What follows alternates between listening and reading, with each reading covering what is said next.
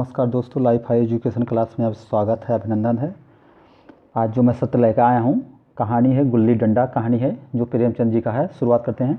हमारे अंग्रेज़ीदा दोस्त माने या ना माने, मैं तो यही कहूँगा कि गुल्ली डंडा सब खेलों का राजा है। अब भी कभी लड़कों को गुल्ली डंडा खेलते देखता हूँ तो जी लोट पोट हो जाता है कि उनके साथ जाकर खेलने लगूँ।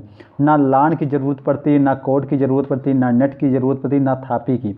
मज़े से किसी पेड़ से एक टहनी काट ली, गुल्ली बना ली और दो आदमी भी आ गए तो खेल शुरू हो गया। विलायती खेलों में सबसे बड़ा ये है कि उनके सामान महंगे होते हैं। जब तक कम से कम 1 सैकड़ा न खर्च कीजिए, खिलाड़ियों में शुमार ही ना हो सकता है। यह गुल्ली डंडा है कि बिना हरे फिटकरी के चोखा रंग देता है। पर हम अंग्रेजी चीज़ों के पीछे ऐसे दीवाने हो रहे हैं कि अपनी सभी चीज़ों से आरुचि हो गई है। हमारे स्कूलों में हर एक लड़के से 3-4 रुपये सालाना केवल खेलने की फीस ली जाती है। किसी को यह नहीं सोचता कि भारतीय खेल खिलाए जो बिना दाम कौड़ी के खेले जाते हैं। अंग्रेजी खेल उनके लिए हैं जिनके पास धन है। गरीब लड़कों के सिर क्यों या व्यसन मरते हो। ठीक है, गुल्ली से आँख फूट जाने का भय रहता है, तो क्या क्रिकेट से सिर फूट जाने, तिल्ली फूट जाने, टांग टूट जाने का भय नहीं रहता है। अगर हमारे माथे में गुल्ली का दाग आज तक बना हुआ है तो हमारे कई दोस्त ऐसे भी हैं जो थापी को बैसाखी से बदल बैठे हैं। खैर, यह अपनी अपनी रुचि है। मुझे गुल्ली ही सब खेलों से अच्छी लगती है और बचपन की मीठी स्मृतियाँ में गुल्ली ही सबसे मीठी है। वह प्रातःकाल घर से निकल जाना, वह पेड़ पर चढ़कर टहनियाँ काटना और गुल्ली डंडे बनाना, वह उत्साह, वह लगन, वह खिलाड़ियों की जमघट, वह पदना और पदाना और वह लड़ाई झगड़े, वह सरल स्वभाव जिसमें छूत अछूत अमीर गरीब का बिल्कुल भेद नहीं रहता था, जिसमें अमरीना चोचलों की प्रदर्शन की अभिमानों की गुंजाइश ही ना थी। या उसी वक्त भूलेगा जब जब घर वाले बिगड़ रहे हैं, पिताजी चौके पर बैठे बेग से रोटियां पर अपना क्रोध उतार रहे हैं, अम्मा की दौड़ केवल द्वार तक है, लेकिन उनकी विचारधारा में मेरा अंधकार में भविष्य टूटी हुई नौकों की तरह डगमगा रहा है, और मैं हूँ कि पदाने में मस्त हूँ, ना नहाने की सुध है ना खाने की। गुल्ली है तो जरा सी, पर उसमें दुनिया भर की मिठाइयाँ की मिठास और तमाशों का आनंद भरा हुआ है। मेरे हमजोलियों में एक लड़का गया नाम का था। मुझे 2-3 साल बड़ा होगा, दुबला लंबा, बंदरों की सी लंबी लंबी पतली पतली उंगलियां, बंदरों की सी चबलता, वही झल्लाहट। गुल्ली कैसे ही हो उस पर इस तरह लपकता था जैसे छिपकली कीड़ों पर लपकती हो। मालूम नहीं उसके माँ बाप थे या नहीं, कहाँ रहता है, क्या खाता है, पर था हमारी गुल्ली क्लब का चैंपियन। जिसकी तरफ वह आ जाए उसकी जीत निश्चित थी। हम सब उसे दूर दूर से आते देख उसका दौड़कर स्वागत करते और उसे अपना गोइयाँ बना लेते थे। एक दिन हम और गया दो ही खेल रहे थे। वह पदा रहा था और मैं पद रहा था, मगर कुछ विचित्र बात है कि पदाने में हम दिन भर मस्त रह सकते थे, पदना 1 मिनट का भी अखड़ता है। मैंने गला छुड़ाने के लिए सब चालें चली जो ऐसे अवसर पर शास्त्र विहित न होने पर भी क्षम्य है, लेकिन गया अपना दाव लिए बगैर मेरा पिंड न छोड़ता था। मैं घर की ओर भागा और उन्हें विनय का कोई असर न हुआ। गया ने मुझे दौड़कर पकड़ लिया और डंडा तान कर बोला, मेरा दांव देकर जाओ।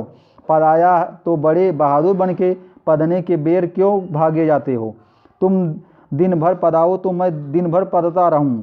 हाँ, तुम्हारे दिन भर पदना पड़ेगा। ना खाने जाऊं ना पीने जाऊं। हाँ, मेरा दांव दिए बिना कहीं नहीं जा सकते। मैं तुम्हारा गुलाम हूँ। हाँ, मेरे गुलाम हो।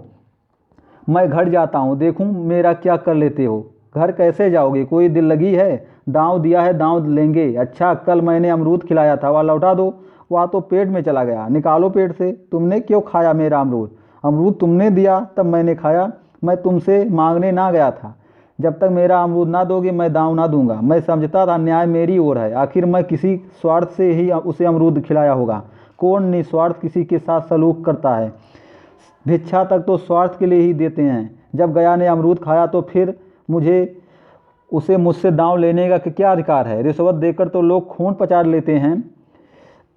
यह मेरा अमरूद यूँ ही हजम कर जाएगा। अमरूद पैसे के 5 वाले थे जो गया के बाप को भी नसीब ना होंगे। यह सरासर अन्याय था। गया ने मुझे अपनी ओर खींचते हुए कहा, मेरा दांव देकर जाओ। अमरूद समरूद मैं नहीं जानता, मुझे न्याय का बल था। वह अन्याय पर डटा हुआ था। मैं हाथ छुड़ाकर भागना चाहता था, वह मुझे जाने ना देता था। मैंने गाली दी उसने उसे कड़ी गाली दी, और गाली ही नहीं, दो एक चाटा जमा दिया।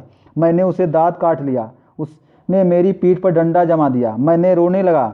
मैं गया मेरे इस अस्त्र का मुकाबला न कर सका और भागा। मैंने तुरंत ओस आंसू पोंछ डाले और डंडे की चोट भूल गया और हंसता हुआ घर जा पहुंचा। मैं थानेदार का लड़का एक नीच जात के लौंडे के हाथों पिट गया। वह मुझे उस समय भी अपमानजनक मालूम हुआ, लेकिन घर में किसी ने से शिकायत न की। उन्हीं दिनों पिताजी का वहाँ से तबादला हो गया। नई दुनिया देखने की खुशी में ऐसा फूला कि हम अपने हमजोलियों से बिछुड़ जाने का बिल्कुल दुख ना हुआ। पिताजी दुखी थे, यह बड़ी आमदनी की जगह थी। अम्मा जी भी दुखी थी, यहाँ सब चीज़ें सस्ती थी और मोहल्ले की स्त्रियाँ से घराव सा हो गया था। लेकिन मैं मारे खुशी के ना फूला समाता था। लड़कों ने से जीट उड़ा रहा था। वहाँ ऐसे घर थोड़े ही होते हैं, ऐसे ऊंचे घर कि आसमान से बातें करते हैं। वहाँ के अंग्रेजी स्कूल में कोई मास्टर लड़कों को पीटे तो उसे जेल हो जाए। मेरे मित्रों की फैली हुई आंखें और चकित मुद्रा बतला रही थी कि मैं उनकी निगाह में कितना ऊंचा उठ गया हूँ। बच्चों में मिथ्या को सत्य बना लेने की वह शक्ति होती है जिसे हम जो सत्य को मिथ्या बना लेते हैं क्या समझेंगे। उन बेचारों को मुझसे कितनी स्पर्धा हो रही थी, मानो कह रहे थे कि तुम भगवान हो भाई, जाओ, हमें तो इस उजाड़ गांव में ही जीना भी है और यहीं मरना भी है। 20 साल गुजर गए। मैंने इंजीनियर पास की और उसी ज़िले का दौरा करता हुआ उसी कस्बे पहुंचा और डाक बंगले में ठहरा। उस स्थान को देखते ही मधुर बाल स्मृतियाँ हृदय में जाग उठी कि मैंने छड़ी उठाई और कस्बे की सैर करने निकला। आंखें किसी प्यासे पथिक की भांति बचपन के उन क्रीड़ा स्थलों को देखने के लिए व्याकुल हो रही थी, पर उस परिचित नाम के सिवा वहाँ कोई कुछ परिचित न था। जहाँ खंडहर था वहाँ पक्के मकान खड़े थे, जहाँ बरगद का पुराना पेड़ था अब वहाँ एक सुंदर बगीचा था। स्थान की काया पलट हो गई थी। अगर उसके नाम और स्थिति का ज्ञान ना होता तो मैं इसे पहचान भी न पाता। बचपन की संचित और अमर स्मृतियाँ बाहें खोले अपने उन पुराने मित्रों से गले मिलने को अधीर हो रही थी, मगर वह दुनिया बदल गई थी। ऐसा जी होता था कि उस धरती से लिपट कर रोऊं और कहूं, तुम मुझे भूल गई, मैं तो अब भी तुम्हारा वही रूप देखना चाहता हूं। सासा एक खुली हुई जगह में मैंने 2-3 लड़कियों को गुल्ली डंडा खेलते देखा। खेलते देखा। एक क्षण के लिए मैं अपने को बिल्कुल भूल गया कि मैं ऊंचा अफसर हूँ। साहबी ठाठ में रोब और अधिकार के आओ रड़ में हो गए। जाकर एक लड़के से पूछा, क्यों बेटे, यहाँ कोई गया नाम का आदमी रहता है?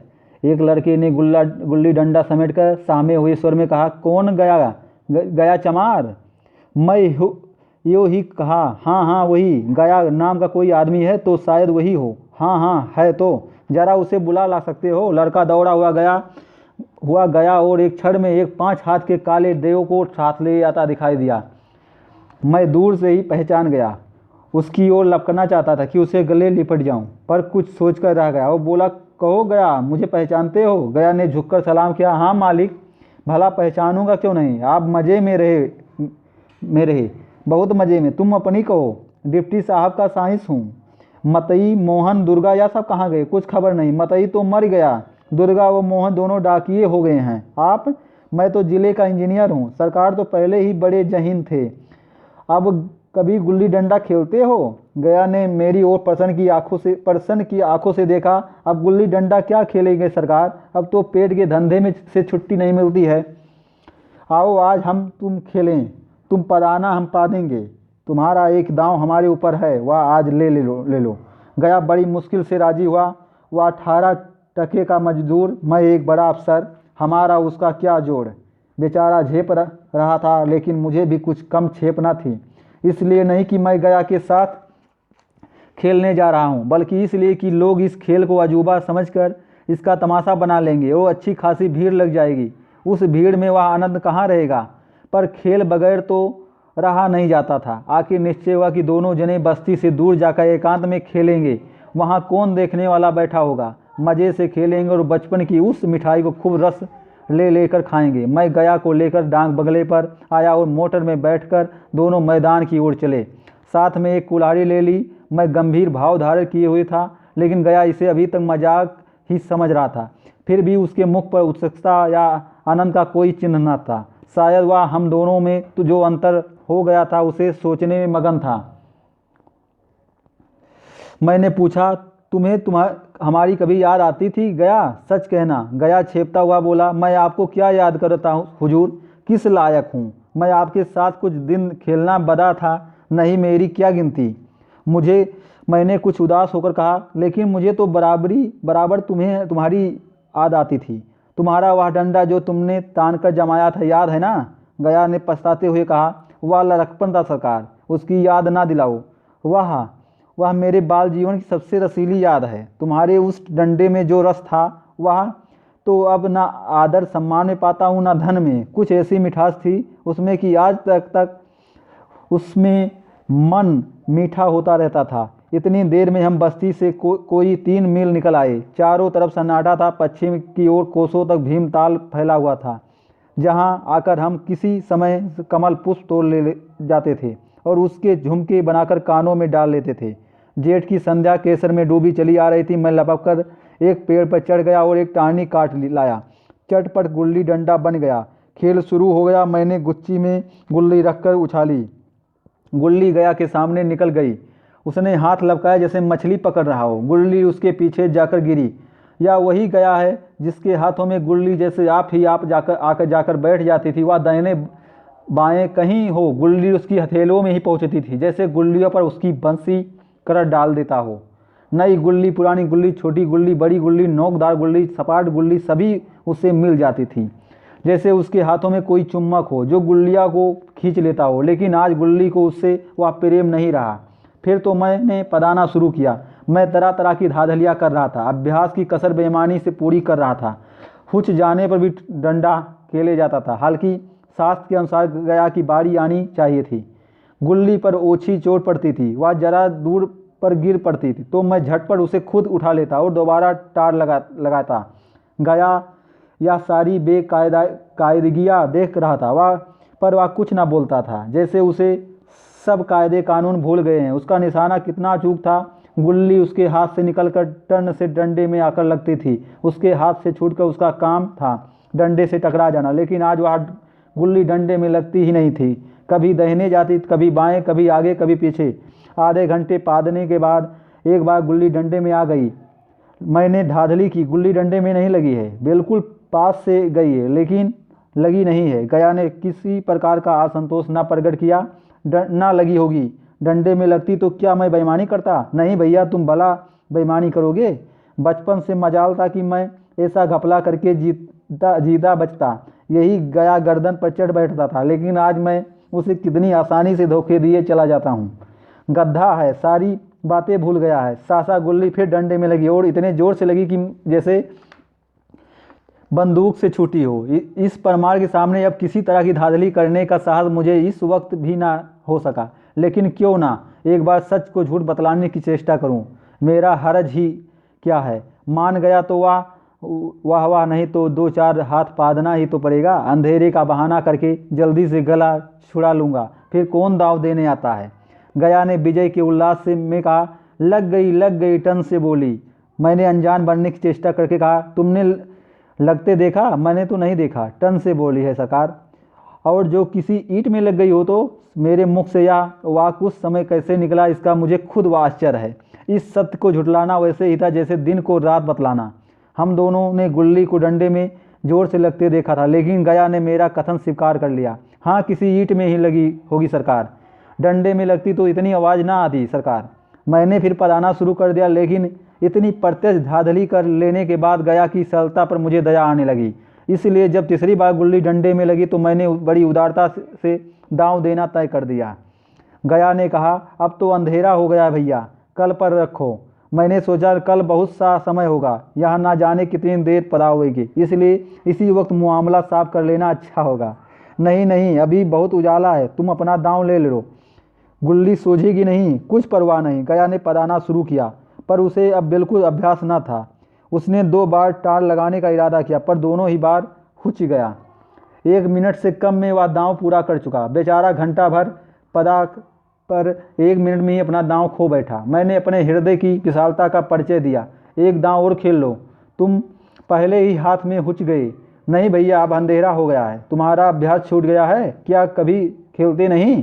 खेलने का समय कहाँ मिलता है भैया। हम दोनों मोटर पर जा बैठे और चिराग जलते जलते पड़ाव पर पहुंच गए। गया चलते चलते बोला, कल यहाँ गुल्ली डंडा होगा, सभी पुराने खिलाड़ी खेलेंगे, आप भी आओगे? जब आपको फुर्सत हो तभी खिलाड़ियों को बुलाऊं। मैंने शाम का समय दिया और दूसरे दिन मैच देखने गया। कोई 10-10 आदमियों की मंडली थी। कई मेरे लड़कपन के साथी निकले। अधिकांश युवक थे जिन्हें मैं पहचान सका। खेल शुरू हुआ। मैं मोटर पर बैठा बैठा तमाशा देखने लगा। आज गया का खेल, उसका वह नैपुण देखकर मैं चकित रह गया। टार लगाता तो गुल्ली आसमान से बातें करती। कल की सी वह झिझक, वह हिचकिचाहट, वह बेदखली आज न थी। लड़कपन में जो बात थी आज उसने पूर्णता प्राप्त कर ली थी। कहीं कल इसने मुझे इस तरह पदाया था तो मैं जरूर रोने लगता था। उसके डंडे की चोट खाकर गुल्ली 200 गज की खबर लाती। पदने वालों में एक युवक ने धांधली की। उसने अपने विचार में गुल्ली लोक ली थी। गया का कहना था गुल्ली जमीन में लगकर उछली थी। इस पर दोनों में ताल ठोकने की नौबत आई। युवक दब गया। गया का तमतमाया हुआ चेहरा देखकर डर गया। अगर वह दब न जाता तो जरूर मारपीट हो जाती। मैं खेल में न था, पर दूसरों के इस खेल में मुझे वही लड़कपन का आनंद आ रहा था जब हम सब कुछ भूलकर खेल में मस्त हो जाते। अब मुझे मालूम हुआ कि कल गया ने मेरे साथ खेला नहीं है, केवल खेलने का बहाना किया है। उसने मुझे दया का पात्र समझा है। मैंने धांधली की, बेईमानी की, पर उसे जरा भी क्रोध न आया, इसलिए कि वह खेल ना रहा है, मुझे खेला रहा था, मेरा मान रख रहा था। वह मुझे पदाकर मेरा कचमूर नहीं निकालना चाहता था। मैं अब अफसर हूँ, वह अफसर मेरे और उसके बीच में दीवार बन गई है। अब मैं उसका लिहाज पा सकता हूँ, अदब पा सकता हूँ, सहचर नहीं पा सकता हूँ। लड़कपन था तब मैं उसका समकक्ष था, हम में कोई भेद न था। यह पद पाकर अब मैं केवल उसकी दया के योग्य हूँ। वह मुझे अपना जोर नहीं समझता है। वह बड़ा हो गया है, मैं छोटा हो गया हूँ। यहीं पर एक कहानी समाप्त होती है, गुल्ली डंडा। ये गुल्ली डंडा कहानी से हमें बहुत सीख मिलती है कि हम अपने बचपन में किसी के मित्र बनाते हैं, जात पात का नहीं पूछते हैं, सबके साथ सद्भाव रखते हैं। इसी पर एक कहानी अच्छा है, लगता है। आप जानते ही प्रेमचंद जी सामाजिक से कहानी उठा कर लिखने वाले व्यक्ति में से एक माने जाते हैं। चलिए।